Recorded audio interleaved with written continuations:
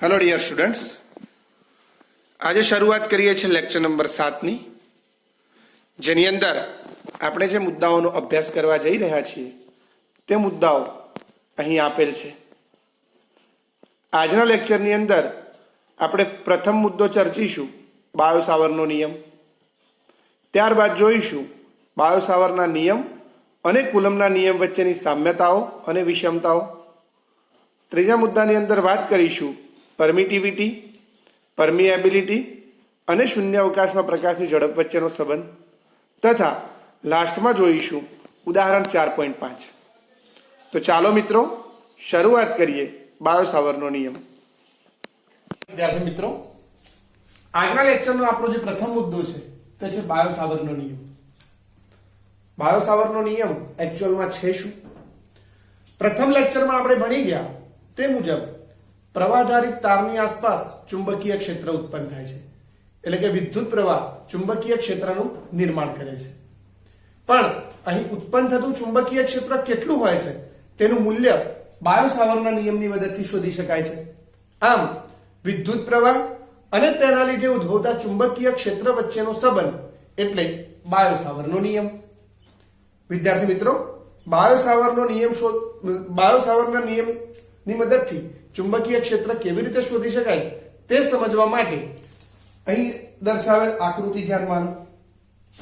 આકૃતિમાં I જેટલા વિદ્યુત પ્રવાહનું વહન કરતો એક XY વાહક દર્શાવેલ છે. આ વાહક પર dl જેટલી લંબાઈનો એક સૂક્ષ્મ ખંડ દર્શાવેલ છે, જે લાલ ભાગ કરીને દર્શાવે છે, જેની લંબાઈ dl છે. આ સૂક્ષ્મ ખંડ જે છે એ એની લંબાઈ ખૂબ જ સૂક્ષ્મ, ખૂબ જ ઓછી છે. હવે આ dl લંબાઈના સૂક્ષ્મ ખંડમાંથી જ્યારે પ્રવાહ પસાર થાય તો તેને પ્રવાહખંડ તરીકે ઓળખીએ છીએ, અને પ્રવાહખંડ જે છે તેને idl વડે દર્શાવાય છે. પ્રવાહખંડ idl જે છે એ સદિશ ભૌતિક રાશિ છે. વિદ્યુત પ્રવાહખંડ idl જે છે એ સદિશ ભૌતિક રાશિ છે. હવે સદિશ હોય તો તેની દિશા કઈ? તો તેની દિશા માટે આપણે પ્રવાહની દિશાને ધ્યાનમાં લઈએ છીએ. પ્રવાહ જે દિશામાં વહન પામતો હોય તે જ દિશા વિદ્યુત પ્રવાહખંડની દિશા થાય. પણ અહીંયા પ્રવાહખંડ ખૂબ જ સૂક્ષ્મ છે.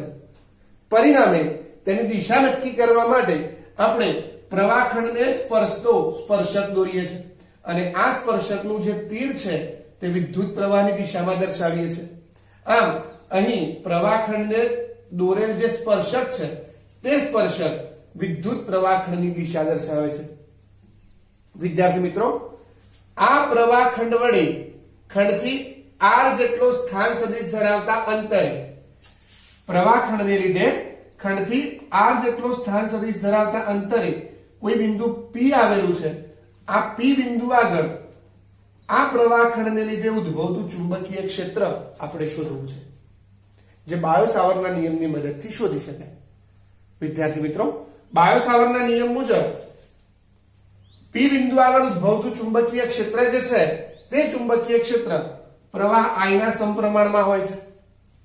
આ ઉપરાંત ખંડની લંબાઈ dl ના પણ સમપ્રમાણમાં હોય છે, અને સૂક્ષ્મ ખંડ તથા આપેલ બિંદુ વચ્ચેનું જે અંતર છે એ અંતર r ના વર્ગના વ્યસ્ત પ્રમાણમાં હોય છે. અહીં સૂક્ષ્મ ખંડ જે છે તે ખૂબ જ સૂક્ષ્મ છે. પરિણામે તેના લીધે P આગળ ઉદ્ભવતું ચુંબકીય ક્ષેત્ર છે તે પણ સૂક્ષ્મ થશે. આ ચુંબકીય ક્ષેત્રને આપણે dB વડે દર્શાવીએ. તો બાયો સાવરના નિયમ મુજબ આ ચુંબકીય ક્ષેત્રનું મૂલ્ય dB ચલે છે I, dB ચલે છે dl અને dB ચલે છે 1/r². એટલે કે ચુંબકીય ક્ષેત્રનું મૂલ્ય પ્રવાહના સમપ્રમાણમાં છે, સૂક્ષ્મખંડની લંબાઈના સમપ્રમાણમાં છે, અને સૂક્ષ્મખંડથી આપેલ બિંદુના અંતરના વર્ગના વ્યસ્ત પ્રમાણમાં છે. જો સદિશ સ્વરૂપમાં આપણે રજૂઆત કરવી હોય તો સદિશ સ્વરૂપમાં અહીં ઉત્પન્ન થતું જે ચુંબકીય ક્ષેત્ર છે તે ચુંબકીય ક્ષેત્રની રજૂઆત કંઈક આ રીતે કરી શકાય. સદિશ સ્વરૂપમાં બાયો-સાવર્ટનો નિયમ નીચે મુજબ લખી શકાય છે. સદિશ સ્વરૂપમાં વેક્ટર ડીબી ચલે છે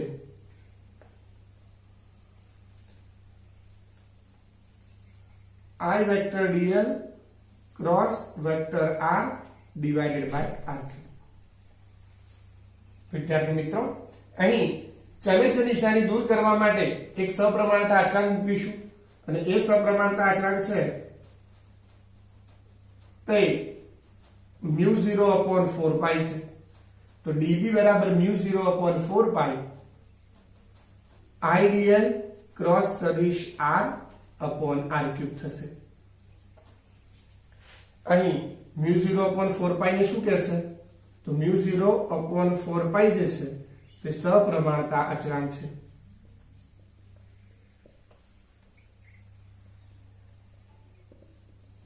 વિદ્યાર્થી મિત્રો, હવે અહીંયા આપણે જોઈ શકીએ છીએ કે અહીં ઉદ્ભવતું જે ચુંબકીય ક્ષેત્ર છે એ આઈડીએલ અને આર ના સદિશ ગુણાકાર વડે મળે છે.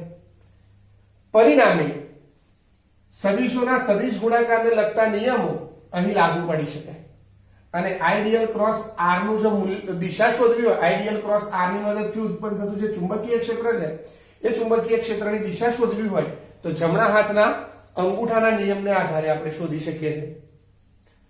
વિદ્યાર્થી મિત્રો, ધારી લો કે પ્રવાહખંડ આઈડીએલ અને સ્થાન સદિશ સદિશ આર આ બંને વચ્ચેનો ખૂણો થીટા છે. પ્રવાહખંડ આઈડીએલ અને સદિશ આર વચ્ચેનો ખૂણો થીટા છે. હવે આઈડીએલ ક્રોસ આર ની મદદથી ઉત્પન્ન થતું જે ચુંબકીય ક્ષેત્ર છે એ ચુંબકીય ક્ષેત્ર આઈડીએલ અને આર વડે રચાતું જે સમતલ છે તે સમતલને લંબરૂપે હશે. અહીંયા આઈડીએલ અને આર બંને આ બોર્ડના સમતલમાં છે માટે ઉત્પન્ન થતું જે ચુંબકીય ક્ષેત્ર છે તે બોર્ડના સમતલને લંબરૂપે કાં તો બહાર આવશે અથવા તો લંબરૂપે અંદર જતી દિશામાં હશે. તે દિશા જાણવા માટે આપણે જમણા હાથના અંગૂઠાનો નિયમ ઉપયોગમાં લઈ શકીએ. જમણા હાથના અંગૂઠાના નિયમ મુજબ પ્રથમ સદિશની દિશામાં આપણે જમણા હાથની હથેળી મૂકીએ છીએ અને એને પ્રથમથી બીજા સદિશ તરફ નાના કોણે ઘુમાવીએ છીએ. તો અહીંયા સૂત્ર પરથી આઈડીએલ જે છે તે આપણા માટે પ્રથમ સદિશ થશે અને આર જે છે તે બીજો સદિશ છે. તો આઈડીએલ જે છે, આઈડીએલ ની દિશા અહીંયા દર્શાવી છે ડોટેડ લાઈન વડે. આઈડીએલ ની દિશામાં હથેળી મૂકવું અને બીજો સદિશ છે આર, આ બંને વચ્ચેનો નાનો ખૂણો અહીંયા દર્શાવ્યો છે, આ દિશામાં છે, સમઘડી દિશામાં. આમ હથેળીને આઈડીએલ ની દિશામાં ગોઠવું અને તેને સમઘડી દિશામાં આઈડીએલ થી આર તરફ ફેરવું. તો આઈડીએલ થી આર તરફ જ્યારે ફેરવું તો અંગૂઠો જે છે એ પૃષ્ઠને લંબ રૂપે અંદર તરફની દિશાનું સૂચન કરે છે. આમ અહીં જોઈ શકાય કે પી બિંદુ આગળ ઉત્પન્ન થતું જે ચુંબકીય ક્ષેત્ર છે એ પૃષ્ઠને લંબ રૂપે અંદર તરફ હશે, જેને આપણે ક્રોસ વડે દર્શાવી શકીએ. આમ પી બિંદુ આગળ ઉદ્ભવતું ચુંબકીય ક્ષેત્ર પૃષ્ઠને લંબ રૂપે અંદર તરફ છે. વિદ્યાર્થી મિત્રો, મૂલ્ય સ્વરૂપમાં જો આ સૂત્રની રજૂઆત કરવી હોય તો મૂલ્યમાં આપણે કઈ આ રીતે લખી શકીએ. મૂલ્યમાં લખવા જઈએ તો આ તીર નીકળી જશે. પરિણામે db is equal to μ0/4π IDL r sin θ. કારણ કે સદિશ ગુણાકાર a ક્રોસ b બરાબર ad sin θ, એવી રીતે IDL r sin θ r cube થશે. અહીં આ એક r તો અહીંયા સ્ક્વેર આ જશે. પરિણામે સૂત્ર જે છે એ આ રીતે થશે μ0/4π IDL sin θ r², જ્યાં થીટા એ પ્રવાહખંડ આઈડીએલ અને સ્થાન સદિશ સદિશ આર વચ્ચેનો ખૂણો છે. વિદ્યાર્થી મિત્રો, એસઆઈ એકમ પદ્ધતિની અંદર μ0/4π જે અચળાંક છે તેની કિંમત થાય છે 10⁻⁷ ટેસ્લા × મીટર પ્રતિ એમ્પિયર. આ એકમ અગત્યનો છે, યાદ રાખીશું. μ0/4π = 10⁻⁷ ટેસ્લા × મીટર પર એમ્પિયર. ઘણી વખત μ0 ની વેલ્યુ જો આપણે શોધવી હોય તો μ0 બરાબર 4π ને આ બાજુ લઈએ તો μ0 બરાબર 4π ક્રોસ 10⁻⁷ ટેસ્લા × મીટર પર એમ્પિયર થશે. વિદ્યાર્થી મિત્રો, આ μ0 એ શું છે?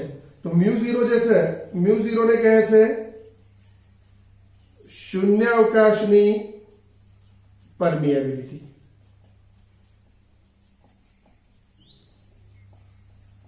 શૂન્યાવકાશની પરમિએબિલિટી એનો મતલબ અહીંયા જે આપણે સૂત્રની તારવણી કરી છે તે શૂન્યાવકાશ માટે સાચું છે. શૂન્યાવકાશની અંદર ચુંબકીય ક્ષેત્ર જો શોધવું હોય તો આ સૂત્રનો ઉપયોગ કરીને આપણે શોધી શકીએ છીએ. વિદ્યાર્થી મિત્રો, હવે પરમિએબિલિટી એ શું છે?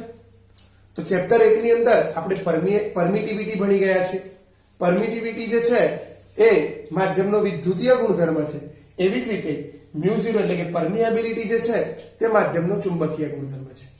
આમ આ હતો બાયો-સાવરનો નિયમ.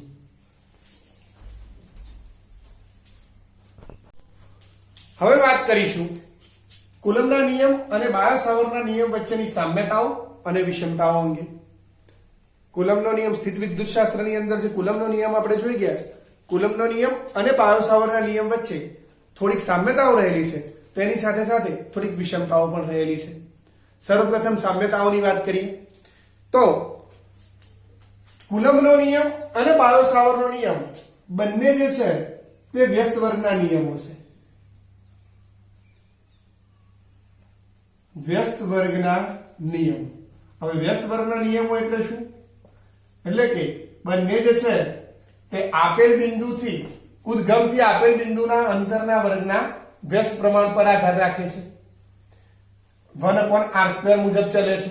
એટલે બંને વ્યસ્ત વર્ગના નિયમો છે અને બંને વ્યસ્ત વર્ગના નિયમો હોવાને લીધે બંને લાંબા અંતર સુધી લાગે છે.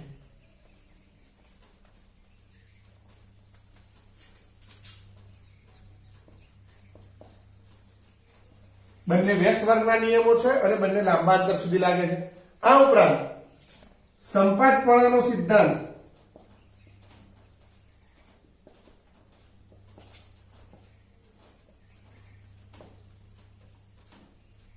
બંનેને લાગુ પડે છે.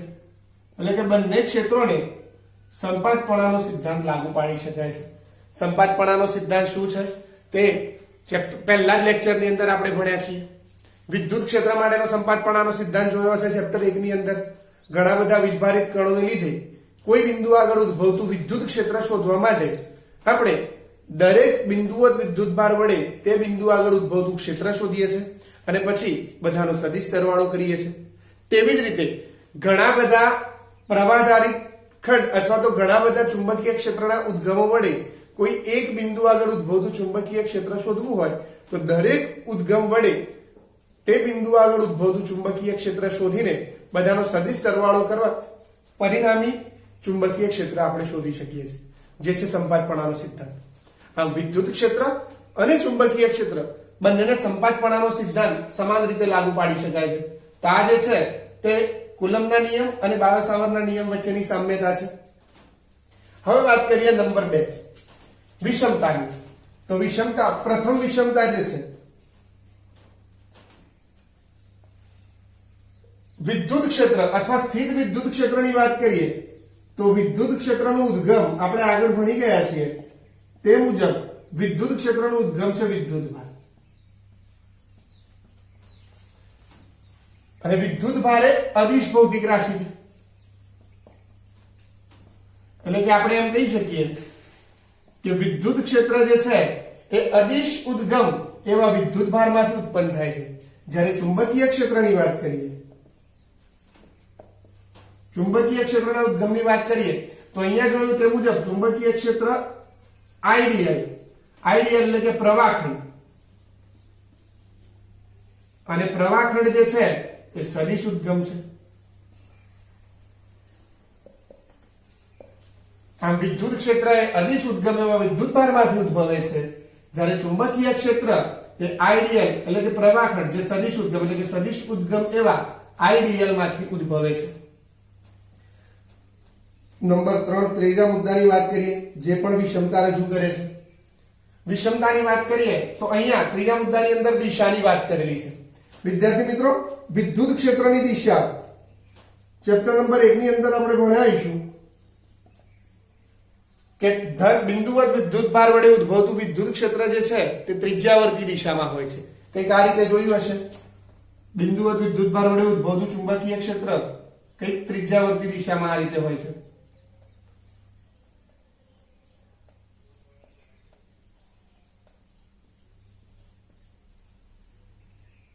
આ ચેપ્ટર 1 ની અંદર રજૂઆત કરીએ છીએ કે બિંદુવત વિદ્યુતભાર જો ધન વીજભાર હોય Q greater than 0 એટલે કે ધન વીજભાર માટે ક્ષેત્ર રેખાઓ કઈ આ રીતે હોય છે વીજભારમાંથી બહાર તરફની દિશામાં. પણ જો Q less than 0 એટલે કે ઋણ વીજભાર હોય તો Q less than 0 માટે આ બધા જે એરો છે એ એરો અંદર તરફની દિશામાં એટલે કે ચુંબકીય ક્ષેત્ર જે છે એ ત્રિજ્યાવર્તી દિશામાં અંદર તરફની દિશામાં હોય છે. આ ચેપ્ટર 1 ની અંદર રજૂઆત કરીએ છીએ આપણે. આમ વિદ્યુત ક્ષેત્ર જે છે વિદ્યુત ક્ષેત્રની દિશા ઉદ્ગમ અને ઉદ્ગમથી આપેલા બિંદુને જોડતો જે સ્થાન સદિશ છે એ સ્થાન સદિશની દિશામાં હોય છે. વિદ્યુત ક્ષેત્રની દિશા જે છે એ કહી શકીએ આપણે સદિશ r એટલે કે સ્થાન સદિશની દિશામાં હોય છે. વિદ્યુત ક્ષેત્ર જે છે એ સદિશ r ની દિશામાં હોય છે. જ્યારે ચુંબકીય ક્ષેત્રની વાત કરીએ તો બાયો-સાવર્ટના નિયમ મુજબ આપણે જોયું કે ચુંબકીય ક્ષેત્ર જે છે તે ચુંબકીય ક્ષેત્ર આઈડીએલ એટલે કે પ્રવાહખંડ અને સદિશ r વડે બનતા સમતલને લંબ બનતા સમતલને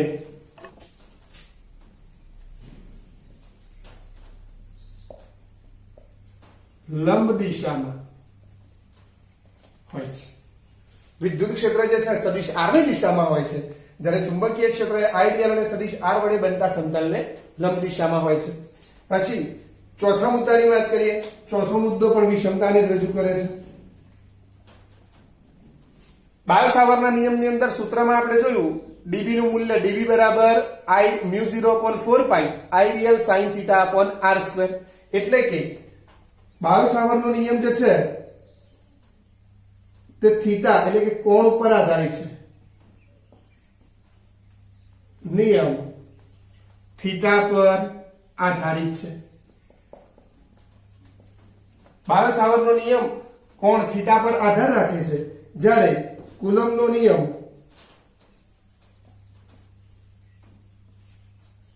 થીટા પર આધાર રાખતો નથી.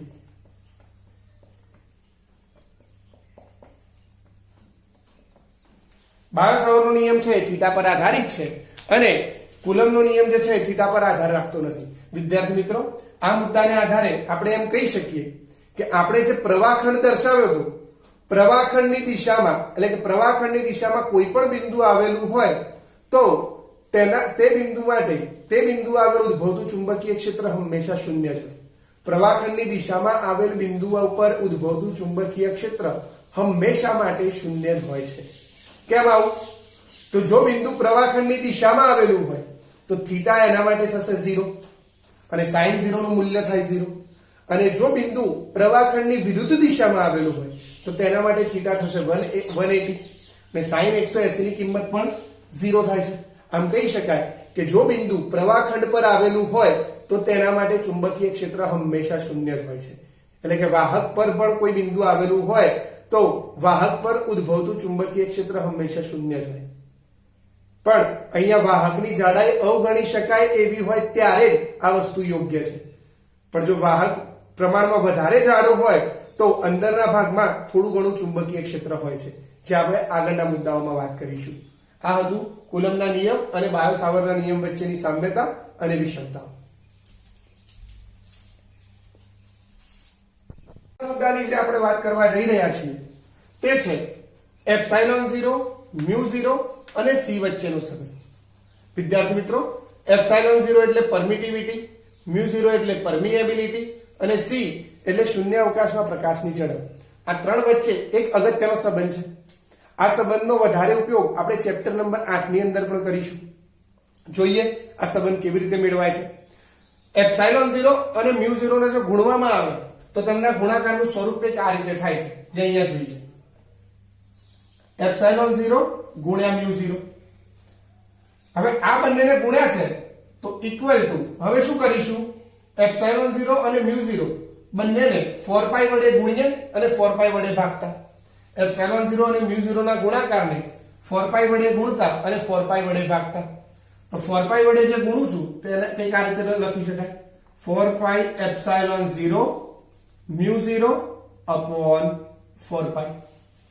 વિદ્યાર્થી મિત્રો 4 પાઈ એપ્સિલોન 0 આપણે ભણી ગયા છીએ ચેપ્ટર નંબર 1 ની અંદર. 4 પાઈ એપ્સિલોન 0 પણ 1 upon 4 પાઈ એપ્સિલોન 0 બરાબર થાય છે k કુલંબીય અચળાંક k બરાબર 1 upon 4 પાઈ એપ્સિલોન 0 અને એનું મૂલ્ય થાય છે 9 ગુણ્યા 10 ની 9 ઘાત. તો વિદ્યાર્થી મિત્રો અહીંયા કંઈક આ રીતે આપણે રજૂઆત કરી શકીએ 1 upon 4 પાઈ એપ્સિલોન 0 નું વ્યસ્ત છે તો માટે આને લખી શકાય k 1 upon k જ્યાં k છે કુલંબીય અચળાંક અને મ્યુ 0 upon 4 પાઈ મ્યુ 0 upon 4 પાઈ ને આપણે અલગ હમણાં હાલ આગળના બાયો સાવરના નિયમમાં આપણે જે સપ્રમાણતા અચળાંક જોયો તે સપ્રમાણતા અચળાંક છે. નવ મ્યુ 0 upon 4 પાઈ ની કિંમત આપણને ખબર છે 10 ની -7 ઘાત. જ્યારે k ની કિંમત થાય છે 9 ગુણ્યા 10 ની 9 ઘાત. મ્યુ 0 upon 4 પાઈ ની કિંમત છે 10 ની -7 ઘાત અને k ની કિંમત થાય છે 9 ગુણ્યા 10 ની 9 ઘાત. આને સાદું રૂપ આપીએ તો કઈ આ રીતે લખી શકાય 1 છેદમાં -10 ની -7 ઘાત ને છેદમાં લીધું તો પ્લસ થશે 9 + 7 9 ને 7 16 એટલે 9 ગુણ્યા 10 ની 16 ઘાત. અને આ જે ભાગ આવે છે એને કઈ આ રીતે પણ લખી શકીએ 1 ભાગ્યા 9 નો વર્ગ 9 નું વર્ગમૂળ થાય 3 અને 10 ની 16 ઘાત નું વર્ગમૂળ થાય 8 તો એને 3 ગુણ્યા 10 ની 8 ઘાતના વર્ગ તરીકે પણ લખી શકાય. અને જેમ આપણને ખબર છે કે 3 ગુણ્યા 10 ની 8 ઘાત એ શું છે તો શૂન્ય અવકાશમાં પ્રકાશની ઝડપનું મૂલ્ય 3 ગુણ્યા 10 ની 8 ઘાત મીટર પર સેકન્ડ જેટલું હોય છે. આમ એપ્સિલોન 0 અને મ્યુ 0 નો જે ગુણાકાર છે તે c² ના વ્યસ્ત પ્રમાણમાં 1/c² જેટલો થાય છે. એપ્સિલોન 0 મ્યુ 0 બરાબર 1/c². આપણે ચેપ્ટર નંબર 8 ની અંદર જે સૂત્ર ઉપયોગમાં લઈશું એ સૂત્ર કંઈક આ રીતે હશે c બરાબર 1/√μ0 into એપ્સિલોન 0. આ શૂન્ય અવકાશ માટે છે. પણ જો કોઈ માધ્યમ માટે માધ્યમમાં પ્રકાશની ઝડપ અથવા વિદ્યુતચુંબકીય તરંગની ઝડપ બતાડવી હોય તો માધ્યમમાં ઝડપને આપણે v વડે બતાડીએ છીએ. v = 1/√. જ્યારે માધ્યમની વાત કરતા હોય તો μ0 ને એપ્સિલોન 0 ની જગ્યાએ μ અને એપ્સિલોન લખીશું 1/√μ into એપ્સિલોન જે આપણે ચેપ્ટર નંબર 8 માં ભણીશું. ખૂબ જ અગત્યનું રિલેશન છે યાદ રાખીશું. ઉદાહરણ 4.5 ની વાત કરીએ જેની રકમ અહીંયા આપેલ છે. સૂક્ષ્મખંડ ડેલ્ટા L બરાબર ડેલ્ટા xi કેપને ઉદ્ગમ બિંદુ પર મૂકેલો છે અને તેમાંથી મોટો વિદ્યુત પ્રવાહ I બરાબર 10 એમ્પિયર પસાર થાય છે જે આકૃતિમાં દર્શાવેલ છે. y બરાબર x અક્ષ પર 0.5 મીટર અંતરે ચુંબકીય ક્ષેત્ર કેટલું હશે? ડેલ્ટા x બરાબર 1 સેન્ટીમીટર લો. તો ચાલો મિત્રો ઉદાહરણ 4.5 ના ઉકેલ વિશે વાત કરીએ. ઉદાહરણ 4.5 ની વાત કરીએ. બાયો સાવરના નિયમનો ઉપયોગ કરીને ડાયરેક્ટલી કેલ્ક્યુલેશન થાય તેવું માત્ર એક આ ઉદાહરણ છે. ઉદાહરણ 4.5 ની અંદર આપણને કીધેલું છે અહીંયા આકૃતિમાં દર્શાવ્યા મુજબ ડેલ્ટા x જે સૂક્ષ્મખંડ છે આ સૂક્ષ્મખંડને x અક્ષ અને y અક્ષ એટલે કાર્ટેશિયન યામાક્ષ પદ્ધતિના ઉગમ બિંદુ પર મૂકેલો છે જેનું મૂલ્ય dl બરાબર ડેલ્ટા xi કેપ. બુકમાં ડેલ્ટા l આપેલું છે જેને dl લખી શકાય. dl બરાબર ડેલ્ટા xi કેપ એનો મતલબ આકૃતિમાં દર્શાવ્યા મુજબ અહીંયા x અક્ષની દિશામાં i જેટલા પ્રવાહનું વહન થાય છે. હવે આ ડેલ્ટા x છે એ 1 સેન્ટીમીટર લંબાઈનો છે. 1 સેન્ટીમીટર ને મીટરમાં કન્વર્ટ કરીએ તો 10 ની -2 ઘાત મીટર થશે. અહીંયા જે પ્રવાહનું વહન થાય છે એ પ્રવાહ I બરાબર છે 10 એમ્પિયર. તો આ પ્રશ્નમાં એવું પૂછેલું છે કે આ સૂક્ષ્મખંડને લીધે y અક્ષ પર 0.5 મીટરના અંતરે આવેલ કોઈ p બિંદુ આગળ ઉદ્ભવતું ચુંબકીય ક્ષેત્ર શોધો. એટલે કે અહીંયા જે અંતર r છે p બિંદુનું બિંદુ p જે છે એ y અક્ષ ઉપર એટલે કે x અક્ષથી 90 ડિગ્રીના ખૂણે y અક્ષ પર આવેલું છે. પરિણામે આપણે અંતરને આ રીતે લખી શકીએ સદિશ r બરાબર r j કેપ. કેમ j કેપ? y અક્ષ પર છે માટે અને r નું મૂલ્ય આપેલું છે 0.5 મીટર. આપણને પૂછ્યું છે ચુંબકીય ક્ષેત્ર શોધો. માત્ર ચુંબકીય ક્ષેત્ર એકલું શોધવાનું કે તો ચુંબકીય ક્ષેત્ર એ સદિશ ભૌતિક રાશિ છે, પરિણામે એનું મૂલ્ય અને દિશા બંને આપણે શોધવું પડશે. તો અહીંયા વાત કરીએ બાયો-સાવર્ટના નિયમના સદિશ સ્વરૂપ મુજબ અહીંયા લખાશે બાયો-સાવર્ટના નિયમ મુજબ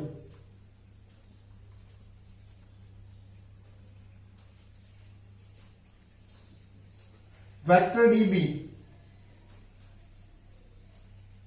is equal to mu0 upon 4 pi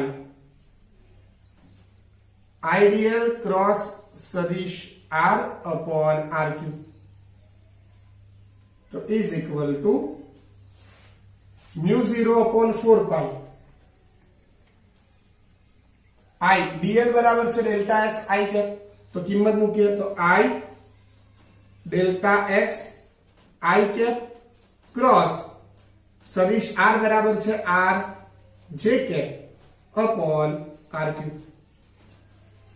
विद्यार्थी मित्रों આગળ વાત કરીએ તો I ડેલ્ટા x અને r આ ત્રણેય વસ્તુઓ જે છે તે મૂલ્ય છે. તો મૂલ્યને બહાર લઈ લઈએ, પરિણામે I કેપ અને j કેપ વચ્ચે ક્રોસ પ્રોડક્ટ થશે.